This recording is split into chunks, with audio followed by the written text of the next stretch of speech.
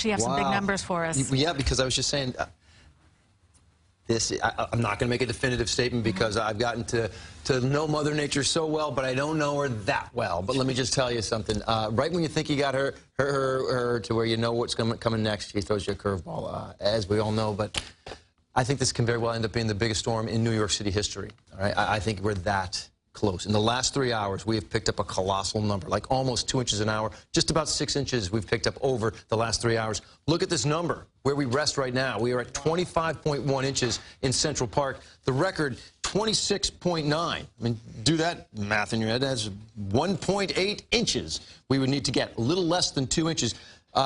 For all my colleagues back in the weather office, do you have a radar picture you can put up next year? I'd like to show folks what it looks like out there, because there is still more snow to come. And I think the idea of pulling out another 2 inches of that atmosphere, 2 inches of snow out of that atmosphere, is not an impossibility. It's not a guarantee. Central Park has had the strongest that band has to offer, but there's still a little bit more on the back edge of it. You see it stretching up there into Fairfield County.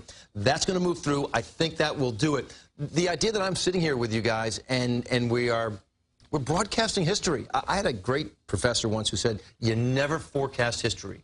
You never do that as a weathercaster. It's just not a good practice. But I think in my lifetime, I'm sitting here right now, the biggest snowstorm that New York City probably has ever had. And these are records that go back to the late 1800s, and it's unfolding in front of me. And I was with you yesterday at one point in time, and we talked about, okay, the perfect storm, if you're going to reach these numbers that this NAM model was throwing out, how it had to travel on this little 35-mile wide canal. And I'll be darned if this storm hasn't done just that.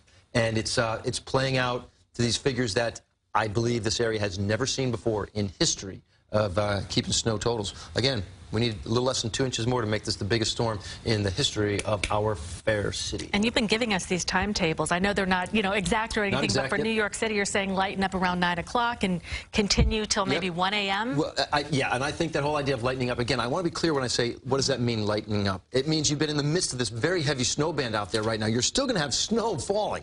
At 9 o'clock, from 9 to 1, there will still be snow falling, but you're going into a different stage of the storm. It's going to be lighter out there, and once that gets through the area, then we'll really start tapering it off. But we're going to get a push. What I want you to look at, the upper left-hand corner of your screen, Cindy, can you see how that line, the back edge of the storm, is pushing down to the south? It's being nudged by another system that's up in Canada right now, which, and Georgia, great. Georgia's at the helm here. Pull it out. Show folks what we're talking about. It's not a super huge system. Keep pulling. Okay, way up there by the northern Great Lakes. That's a little low-pressure system that's going to push its way in here.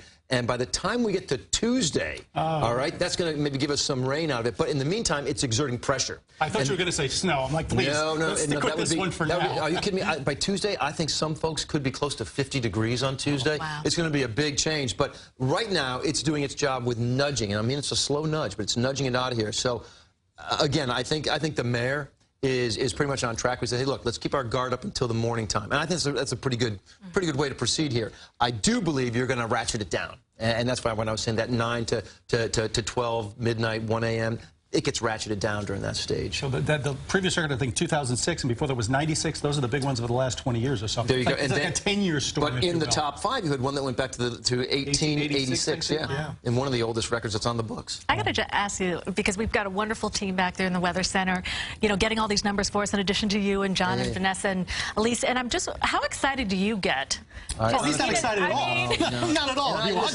For all you guys who are sending me the emails and the Facebook posts and the Twitter stuff, and like, this is Lonnie's like gonna jump out of his shorts. She said, I love it. I love it. This is. I'm telling you, man. This was me as a little boy. I used to go to bed and they'd be talking about snow coming for the morning, and I remember sitting and we had these big deep windowsills, and I'd look out our window and it'd be dark, and I'd look at the street lamp that was out there, and I wouldn't see anything, and I'd finally just sort of pass out and be done. I'd wake up in the morning and boom, all this snow.